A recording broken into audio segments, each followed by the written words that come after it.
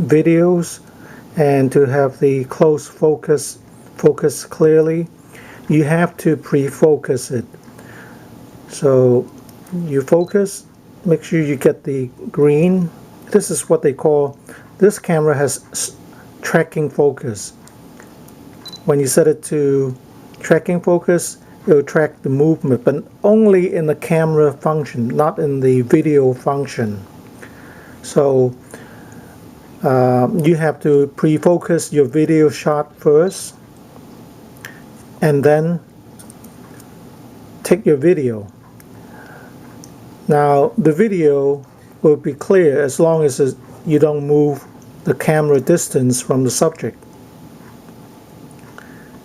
This is just the limitation of a camera that has a video function. It's not going to do tracking focus or something that you're doing in video. It will be clear as long as you're moving on a horizontal frame and not bringing it too close. If you bring it too close, it's going to be out of focus because there's no tracking focus. So that's the downside of using something like a camera like this. This is just a regular camera that has a video function. It does a good job as long as you don't move your camera around too much. And if you're doing wide angle shots, there's no problem because the depth of field is enough so you get a good focus. But as soon as you're doing something close up, you're trying to show something that is really tiny, like this washer here. When you move close, you're gonna lose focus. So you have to know what you're using. I'm thinking of getting a better video camera that can do focusing and zooming well, but those cameras are usually bigger, more expensive, and what do you say, more obtrusive.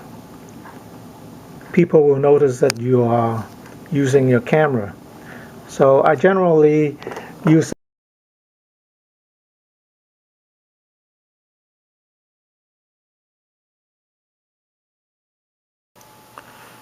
Let me bring the subject that I'm shooting closer to the screen and you'll see the camera refocusing.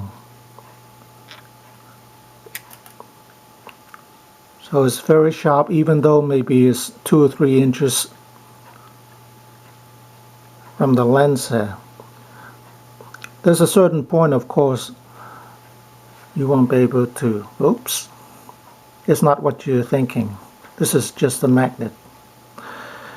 Okay, there's a certain point it can only close focus to maybe an inch, but oops, I have another one. Okay, sometimes it can take a second or two to refocus, but it does refocus. So this is the Sony Bloggie